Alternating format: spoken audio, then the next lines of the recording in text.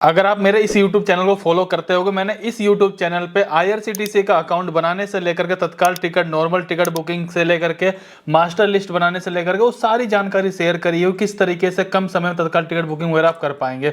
यानी कि XYZ मैंने बहुत सारी जानकारी को शेयर किया हुआ, लेकिन अभी तक मैंने कोई ऐसी वीडियो नहीं बनाया जिस वीडियो में आपको ये जानकारी शेयर करूं कि भाई अगर आपको अपनी टिकट कैंसिल करना हो तो टिकट किस तरीके से कैंसिल कर सकते हो। इस वीडियो में आपको एक टिकट कैंसिल करके जरूर दिखाऊंगा, लेकिन यहाँ पर भी कई सारे सवाल बन जाते हैं। अगर मैं अपना टिकट कैंसिल करता हूं तो उसमें मेरे पैसे कितने वापस आएंगे। हो सकता है एसी क्लास की टिकट हो, फर्स्ट एसी को, थर्ड एसी को, सेकंड एसी को। इसके अलावा हो सकता है कि मैंने स्लीपर तत्काल टिकट बुकिंग कर रखा हो, या फिर नॉर्मल टिकट बुकिंग कर रखा हो, या फिर RAC में हो।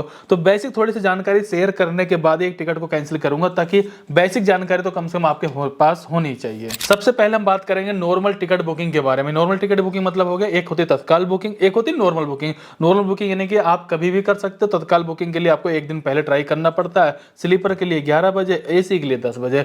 लेकिन सबसे पहले बात करें नॉर्मल टिकट के लिए। अगर आपने मान लीजिए कि नॉर्मल टिकट बुकिंग कर रखा है, अगर आपने फर्स्ट क्लास का किया हुआ है, अगर आपकी कंफर्म सीट है, अगर आप टिकट कैंसिल करने वाले तो 240 रुपए का चार्ज काटने के बाद आपके पैसे को वापस किया जाएगा।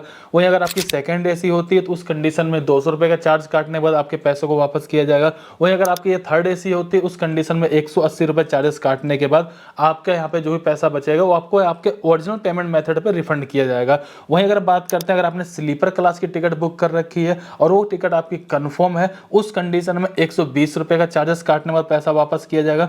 और वहीं अगर हम बात करें, अगर आपने स्लीपर क्लास की टिकट बुक कर रखी है और आपकी टिकट अभी कंफर्म नहीं है, या वेटिंग में है, या फिर आपके RAC है, अगर आप उस टिकट को कैंसिल करने वाले हैं तो 60 रुपए काटने के बाद आपके पैसे को वापस कर दिया जाएगा। मैंने आपको एक बेसिक जानकारी को शेयर कर दिया। अगर आप लोग कमेंट करते हैं तो इसके ऊपर एक डिटेल वीडियो भी बनाई जा सकती है कि अगर आप टिकट जो कैंसिल कर रहे हैं कितने घंटे पहले कर सकते हैं, कितने घंटे पहले करेंगे कितना रिफंड मिलेगा, चार्ट बन चुका है तब हम अगर कैंसिल करते हैं कितना रिफंड मिलेगा, अगर मान लीजिए हमारी ट्रेन छूट चुकी है TDR किस तरीके से फाइल करेंगे, ये सारी जानकारी ऊपर मैं एक वीडियो बना दूंगा। अगर आपका कमेंट आएगा तो यहीं पर हम बात करते हैं तत्काल टिकट को लेकर के, क्योंकि तत्काल टिकट भी आप लोग कई बार बुकिंग करते हो तो कई बार आपका वेटिंग में चला जाता है, और कई बार आपको लगता है मुझे अब तो जाने की जरूरत नहीं लग रही है, फिर मेरे पास कोई और ऑप्शन है। कुल मिला जुला के मुझे अगर टिकट कैंसिल करना हुआ तब मेरे पैसे कितने वापस आएंगे। तो इसका मैं एक सिंपल सा जवाब देना चाहूंगा, चाहे आप first AC, second AC, third AC करिए, चाहे स्लीपर क्लास की टिकट बुक करिए, अगर आपकी टिकट कंफर्म होती है तो आपको 1 रुपये भी पैसा वापस नहीं मिलेगा। इस बात का जरूर ध्यान रखिएगा।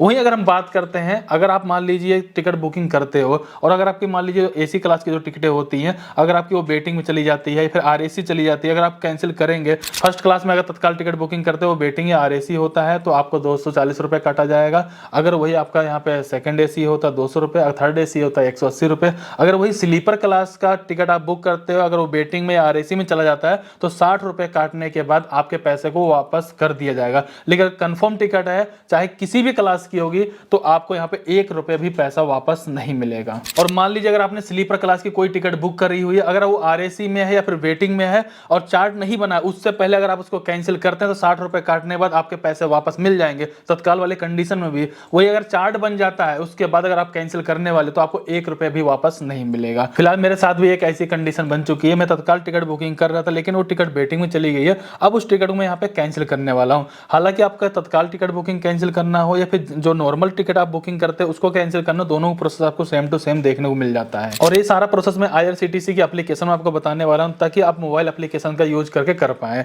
फिलहाल इसमें जैसे लॉगिन कर लेते हैं, सिंपल से ट्रांजेक्शन पे क्लिक कर देंगे, यहाँ पे देखेंगे माई बुकिंग में चले जाएंगे, आपको यहाँ पे ट्रेन देखने को मिल जाती है। जैसा कि अभी आप ये देखेंगे, अगर मैं इस पे क्लिक कर देता हूँ तो ध्यान दीजिएगा यहाँ पर ये 7 नंबर वेटिंग में आ चुका। अब मुझे इसी टिकट को कैंसिल करना है तो मैं सिंपल से यहाँ पे 3 डॉट पे क्लिक कर दूंगा, कैंसिल टिकट का ऑप्शन देखने को मिल जाएगा।